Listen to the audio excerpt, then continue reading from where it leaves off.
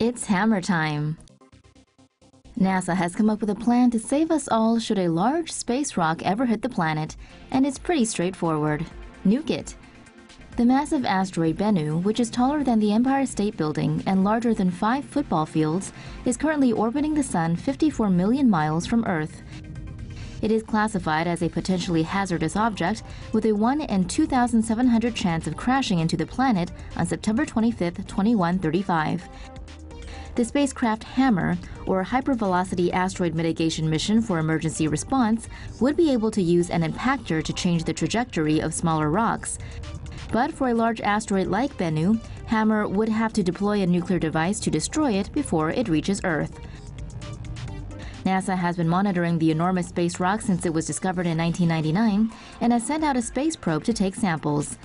Bennu is one of the 10,000 near-Earth objects it has detected, though only 2,500 of these are estimated to be as large. Save the planet.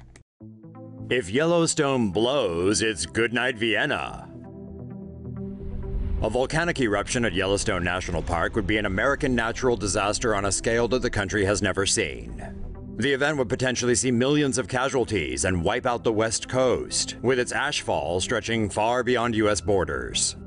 This would cause a volcanic winter, during which widespread starvation would be a threat. According to UN estimates, global food reserves could last only 74 days. Fortunately, the actual chances of that happening are 1 in 730,000, and America's top brains are on the case to stop it from even happening.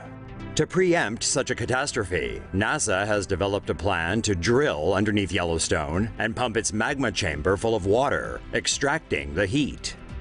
Cooling the magma rock would occur at a rate of 1 meter per year, meaning it could take thousands of years to eliminate the risk of eruption. The cost of NASA's plan is estimated to be $3.5 billion. However, the space agency expects the clean energy derived from heat extraction would offset this via lower power costs and the creation of geothermal plants. This plan only covers Yellowstone. It doesn't include the other half-dozen supervolcanoes in the USA or the 20 others elsewhere on the planet. But experts say they rarely blow, and Yellowstone only erupts every 600,000 years. And when was the last time it blew? Around 600,000 years ago, give or take a few millennia. Wanted, Captain Planet. Looking for a new job that offers travel, space secrets, and a 6-figure salary? Well, NASA could be the employer for you. The space agency is seeking a planetary protection officer, or PPO for short. For up to $187,000 a year, you'll be expected to avert the organic constituent and biological contamination in human and robotic space exploration. Or in other words, defend our little blue planet from risque and dirty alien life. And to stop spacebound humans and robots from polluting planetary ecosystems. Prospective applicants need to be American, science whizzes, and have advanced knowledge of planetary protection. Or more simply, you need to be Iron Man. For those interested, the current PPO is Dr. Catherine Cassie Conley, and on her first day in the job, she was given a pair of Men in Black-style sunglasses. And there's nothing secret alien defense agent-ish about all that, right? Right? Asteroid Apocalypse? Nah, we'll pass.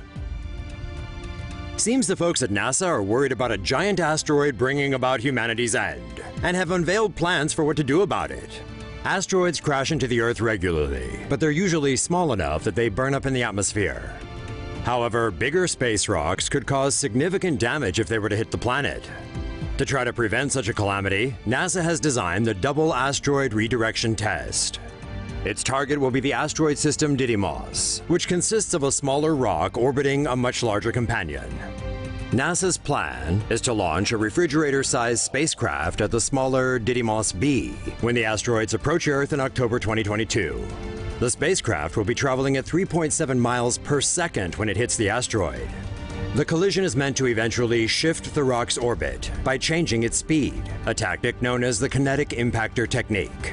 Scientists on Earth will then study the impact and effect of the test on Didymos B to determine if the strategy is a feasible way to save the planet from more dangerous asteroids.